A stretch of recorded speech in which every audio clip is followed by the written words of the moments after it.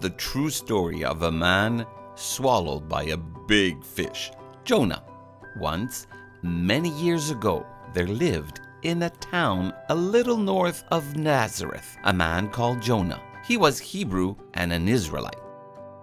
He was also a prophet who loved the Lord, and many people came to him for advice and teaching. He loved his nation.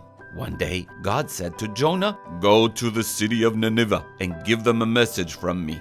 Tell them they are a bad city, and I am planning to punish them for being so bad." Jonah did not want to go to Nineveh. The people there were Assyrians and enemies of his people living in Israel. So instead, he tried to run away from God. He went down to the harbor and got on board a ship. The ship sailed towards a faraway place called Tarshish, in the opposite direction from Nineveh. Jonah thought he had got away, but God was watching him. God sent a fierce storm. The storm crashed down on the boat, and huge waves began to push it around. The sailors were very scared. They knew the storm was so unusual it must have come for a special reason. The sailors thought someone on the ship must be the cause of the storm. They started to gamble and see if they could pick the man to blame.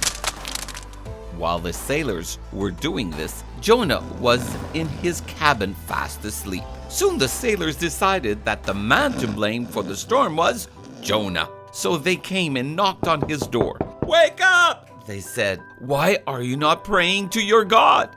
Jonah knew this storm was his fault and confessed, "I am a Hebrew and a prophet of God. I have disobeyed and am running away from him." "What shall we do?" the frightened sailors asked. "If you stay on the ship, we will soon be sinking and we will all drown." "The storm is my fault," said Jonah. "Throw me off the ship." The sailors did not want Jonah to die, but to spare their own lives, they threw him overboard. Immediately, the storm stopped. Jonah sank down and down into the sea. All seemed lost. All hope was gone, but God was not finished with Jonah. God made a great fish, which scooped Jonah up in its mouth and swallowed him. Suddenly, Jonah found himself alive again, only now he was inside a huge stomach.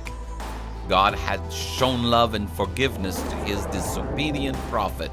Jonah exclaimed how amazed he was to be alive. He thanked God for rescuing him from the depths of the sea and promised to do what God wanted in the future. 3 days and 3 nights went by, and then God told the great fish to go near land and spit Jonah out.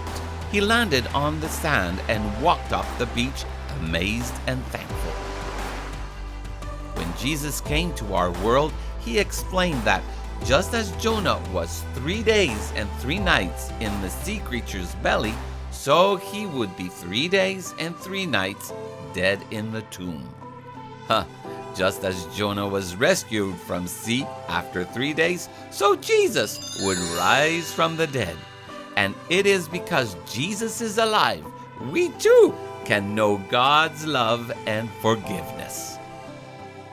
If you want to read about the true story of Jonah, it's in your Bible, in between the books of Obadiah and Micah, in the book of Jonah. Bye-bye.